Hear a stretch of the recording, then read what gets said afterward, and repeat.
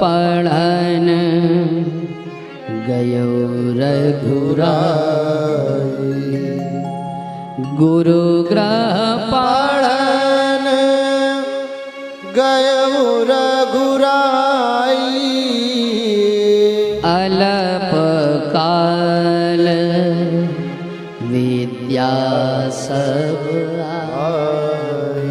बहुत ही कम समय में समस्त विद्याओं का अध्ययन करके प्रभु अपनी अयोध्या में आते हैं और पिताजी के साथ राज्य में हाथ बटाते हैं। और सुनो भाई, अब कथा दूसरी तरफ मोड़ ले रही है। अभी तक भगवान की बाल्यावस्था का आपने आनंद लिया, अब भगवान की विवाह लीला की ओर चलिए। भगवान श्री राघवेंद्र सरकार की दिव्य कथा में 4 अवस्थाएं हैं। एक बाल लीला, दूसरी विवाह लीला, तीसरी वन लीला और चौथी रण लीला। इनमें विवाह लीला है वो बड़ी अद्भुत है। इस विवाह लीला में महाराज कहते हैं, विश्वामित्र महामुनि जाने। विश्वामित्र महामुनि ज्ञानी। बसहि विपिन शुभ आश्रम जाने। विश्वामित्र का मतलब ही यही होता है, विश्वस्य मित्रा यह सह विश्वामित्रा।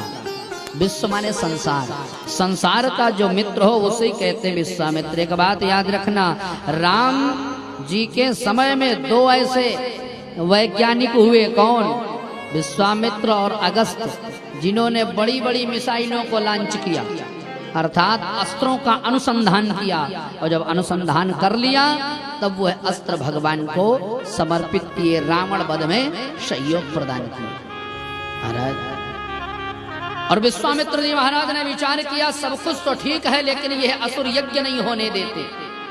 आपको बताएं, विश्वामित्र चाहते, बड़े ध्यान से सुनिएगा, विश्वामित्र चाहते तो उन असुरों को स्वयं नष्ट कर देते। विश्वामित्र स्वयं बहुत बड़े योद्धा थे, चाहते तो स्वयं उन्हें स्वयं नष्ट कर देते, मार देते। लेकिन उन्होंने सोचा कि अगर हम मार देंगे तो ये फिर उत्पन्न हो जाएंगे। ध्यान से सुनना मैं जो कहने जा रहा हूं। अगर विश्वामित्र मारेंगे तो ये फिर पैदा होंगे, लेकिन अगर राम मारेंगे तो ये पैदा नहीं होंगे, सीधे तर जाएंगे। इसलिए विश्वामित्र ने नहीं मारा, विश्वामित्र ने राम जी को लाने का मन बनाया। और बाबा जी कहते हैं,